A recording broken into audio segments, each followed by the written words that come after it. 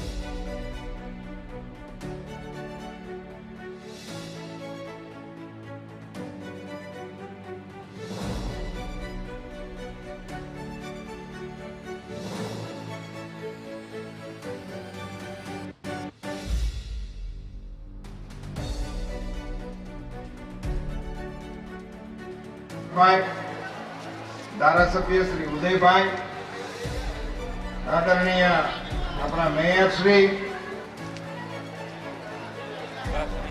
जिल्लाना अध्यक्ष अपना मुकेशभाई, अपना अधिकारी श्रीओ, कॉर्पोरेटर श्रीओ, पार्टीना आगेवानो, विशाल संख्या में उपस्थित मातृशक्ति, आप सौ जानो छो प्रधानमंत्री श्री नरेंद्र मोदी साहेबे मातृशक्ति ने देशनी विकास धारा में जोड़वा माटे કેટલાય નિર્ણયો કર્યા, જેને કારણે આજે આ દેશની માતૃશક્તિ એવું અહેસાસ કરતી થઈ છે કે અમે હવે ભારત વિકસિત ભારતની યાત્રામાં સમોવડી બનીને રાષ્ટ્રના વિકાસમાં યોગદાન આપવા જઈ રહ્યા છે। બહેનો, આપ બધા જાણો છો, આપણી સૈનિક શાળાઓમાં દીકરીઓને એડમિશન જ નહોતું અપાતું। આપણે એવું માનતા હતા કે દીકરીઓએ આ સેનાના કામમાં અને એમાં જવાનું જ ના હોય। આ દેશને એવા પ્રધાનમંત્રી મળ્યા, એમણે દેશની દીકરીઓ માટે સૈનિક સ્કૂલના દરવાજા ખોલ્યા અને હવે આ દેશની દીકરીઓ ફાઇટર વિમાન ઉડાડવા માટે પણ સજ્જ છે। તમે બધાએ જોયું હશે 26મી તારીખનો કાર્યક્રમ આપણો 26 જાન્યુઆરીનો કર્તવ્ય પથની અંદર સમગ્ર કાર્યક્રમનું નેતૃત્વ આ દેશની દીકરીઓએ કર્યું. દુનિયા જોઈ રહી. નૌસેનાનો કાફલો નીકળે એમાંય દીકરીઓનું નેતૃત્વ, પાયદળનો કાફલો નીકળે એમાંય દીકરીઓનું નેતૃત્વ, હવાઈ દળના જેટ નીકળ્યા એના પાયલોટમાં પણ ભારતની દીકરીઓના નામ બોલાતા હતા. ત્યારે આખા દેશમાં લોકો ગર્વથી પોતાની છાતી ફૂલાવી રહ્યા છે. મોદી સાહેબ અમને બધાને નવા સંસદ ભવનમાં લઈ ગયા. અત્યાર સુધી આપણે બ્રિટિશરોના બનાવેલા સંસદ ભવનમાં બેસતા હતા. નરેન્દ્રભાઈએ નવું સંસદ ભવન બનાવ્યું, એનું લોકાર્પણ થયું. એ કાર્યક્રમમાં અમે ગયા. અમને બધાને એમ હતું કે આ સંસદ ભવનની અંદર કેવા ઠરાવો આવશે, ક્યારે આવશે, સત્ર કેવા હાલશે, એવું બધું વિચારતા હતા. એને બદલે પહેલા જ દિવસે પહેલો જ ઠરાવ આવ્યો, મહિલાઓને ધારાસભામાં અને લોકસભામાં રિઝર્વેશન આપવા માટેનો નિર્ણય. વર્ષોથી આ માંગણીઓ હતી પણ એને કોઈ મંજૂર કરવા વાળા હતા નહીં. પ્રધાનમંત્રીશ્રીએ એક વાત બહુ સુંદર કરી. પ્રધાનમંત્રીશ્રીએ આપણી બહેનોને માટે લખપતિ દીદી નામનું ટાઇટલ આપ્યું કે આપણી બહેનોને લખપતિ દીદી બનાવવાના.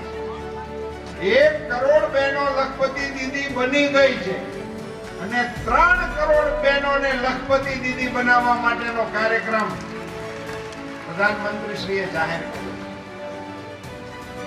ટેકનોલોજીની વાત આવે એટલે ભાઈઓ કોટ પહેરીને આગળ બેસી જતા.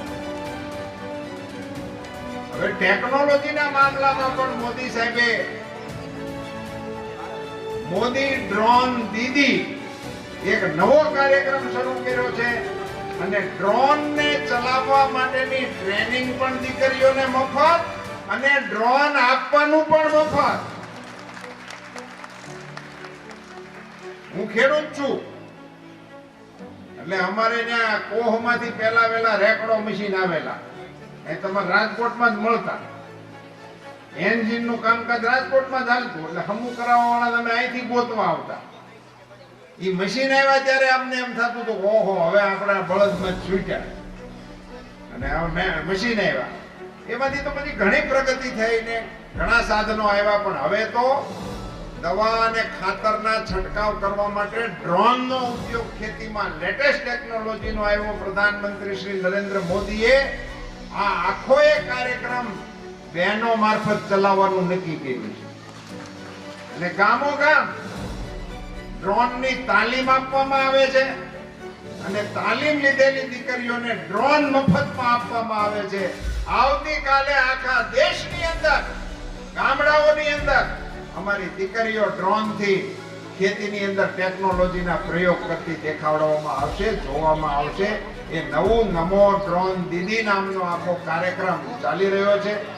આજે પ્રધાનમંત્રી શ્રી મોદી સાહેબ આપણને નારી શક્તિ વંદના માટે આપણી સાથે રૂબરૂમાં વાત કરવા, આપણા મુખ્યમંત્રી શ્રીનું સંબોધન ચાલી રહ્યું છે. હું એમને વ્યવધાન કરવા માટે વચ્ચે આવી ગયો છું.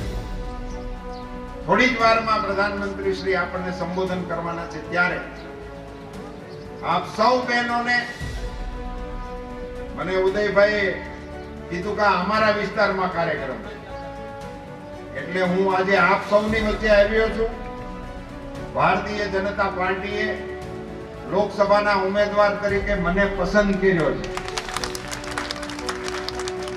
એ મારું સૌભાગ્ય છે કે રાજકોટ લોકસભાની અંદર પાર્ટીએ મને ઉમેદવાર તરીકે સ્વીકાર કર્યો છે અને પાર્ટીના સગ્ર બધા જ નેતાઓ એને માટે ઉત્સાહપૂર્વક લોકોની વચ્ચે પાર્ટીનો વ્યાપ વધે એને માટેના પ્રયાસો કરી રહ્યા છે. પણ મારે ઉદયભાઈનો આભાર માનીને કહેવું પડે, પ્રમુખ શ્રી